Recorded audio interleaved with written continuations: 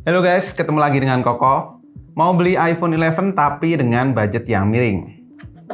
Boom. Saya dapat nih iPhone 11 dengan harga 6,2 juta aja. Tapi yang jelas bukan baru ya, melainkan second. Dan teman-teman bisa cek lewat link yang ada di kolom deskripsi. Semoga stoknya masih ada. Namun seperti apa kondisi fisiknya dan apakah iPhone 11 ini masih bisa dipakai di tahun 2022 dan apakah masih worth it? Tonton video ini sampai habis ya.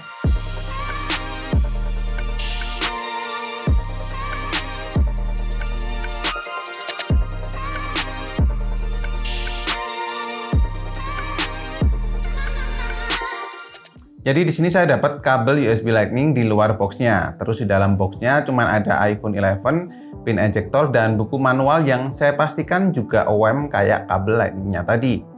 Kondisi fisik iPhone 11-nya sendiri masih oke kalau menurut saya. Ada beberapa dent tipis banget di bagian frame tapi nggak parah dan nggak banyak, jadi mungkin nggak kelihatan kalau di kamera. Sedangkan di layar dan backcase belakang bisa dibilang masih mulus karena hanya ada kayak goresan tipis pemakaian aja.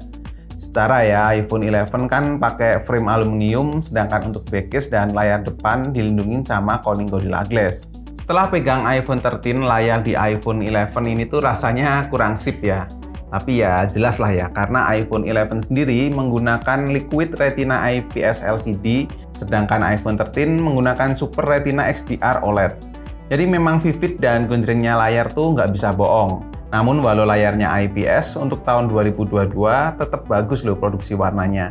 Dan walaupun sama-sama berukuran 6,1 inch, bezel di iPhone 11 masih berasa lebar. Notch-nya pun juga lebih lebar kalau dibandingin sama iPhone 13. Namun secara pemakaian sih layar iPhone 11 masih oke kok. Touchscreen juga nggak ada kendala, sensitive touch-nya kerasanya juga sama-sama aja. Apalagi buat kamu yang hobinya nonton film atau video.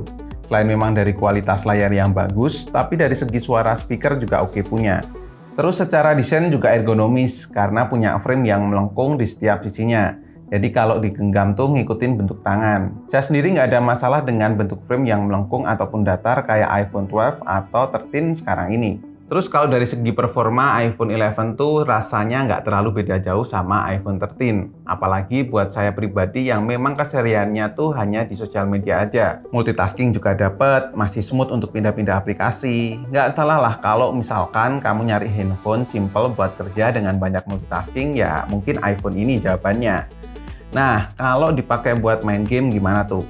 Saya hanya nyobain bermain game PUBG dan Genshin Impact. Di PUBG sendiri saya masih bisa dapat settingan grafis Ultra HD, nggak ada stuttering, smooth, gironya juga masih jalan, dan kalau diinstalin game Genshin Impact bisa dapat settingan defaultnya di high. Kalau pakai settingan tertinggi dan 60 fps masih berjalan dengan baik, walau ada frame dropnya tapi nggak parah.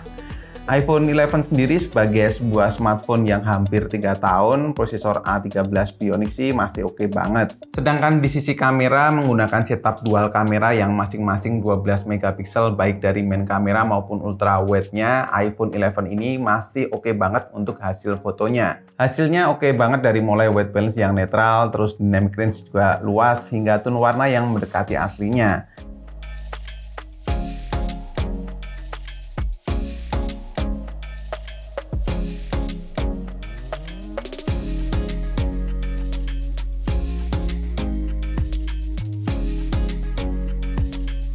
Namun kalau dibandingkan dengan iPhone 13, cuman beda tipis banget baik secara tone warna dan kualitas detailnya. Mungkin yang paling berasa bedanya hanya di kondisi malamnya aja, di mana iPhone 11 noise-nya cukup banyak kalau dibandingin dengan iPhone 13.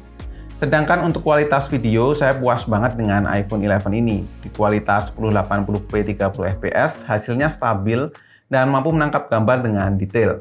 Sedangkan untuk 4K 30 fps hasilnya juga masih smooth, masih oke banget buat dipakai untuk daily vlog.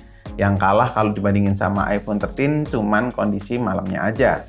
Dan setelah beberapa hari ini saya mencoba dan membandingkan dengan iPhone 13 punya saya pribadi ini, menurut saya iPhone 11 ini masih oke loh, apalagi dengan baterai health yang di kondisi 90% ya. Dari segi baterai masih bisa dipakai seharian dalam sekali charge. Itu pun kalau pemakaian wajar ya, penggunaan sosial media aja dan beberapa kali ambil foto dan video. Software juga masih dapat update terus. Punya saya ini sudah ke iOS 15 juga. So, kalau ditanya dengan budget 6 jutaan dapat iPhone 11 dengan kondisi second seperti punya saya ini, menurut saya masih worth it jika teman-teman beli dan masih dipakai untuk tahun 2022 ini. Apalagi ya jika kamu bisa dapat iPhone 11 dengan kondisi bodi yang mulus serta baterai health yang bagus juga. Tapi ya itu tadi, kalau misalkan teman-teman beli second, resiko ditanggung sendiri. Namun ya bisa jadi nggak worth it untuk budget 6 jutaan buat teman-teman yang nyari smartphone dengan layar Super AMOLED serta refresh rate 120Hz. Karena fitur itu tadi nggak ada di iPhone 11 ini. Jadi balik lagi soal kebutuhan dan budget teman-teman sendiri-sendiri ya. Sesuaikan aja gimana kebutuhan teman-teman. Dan kalau teman-teman maksa tetap mau beli, silahkan cek link yang ada di kolom deskripsi. Dan cukup sekian untuk video kali ini. Semoga video ini bermanfaat. Koko undur diri dan kita ketemu lagi di video selanjutnya. Bye-bye.